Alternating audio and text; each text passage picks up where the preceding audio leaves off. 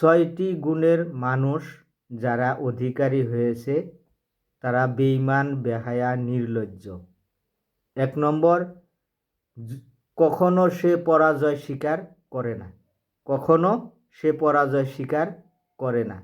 2 নম্বর, যুক্তিতে কখনো সে হারতে চায় না।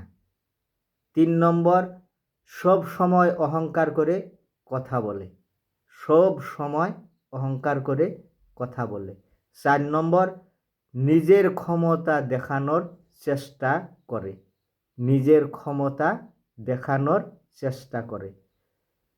5 নম্বর, সব বিষয়ে পারদর্শিতা দেখানোর চেষ্টা করে, সব বিষয়ে পারদর্শিতা দেখানোর চেষ্টা করে।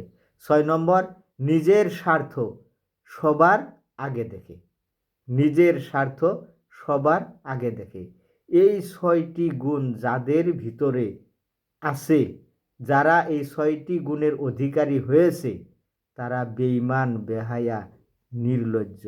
তারা কখনো জয় হতে পারে না, সব সময় হেরে থাকে।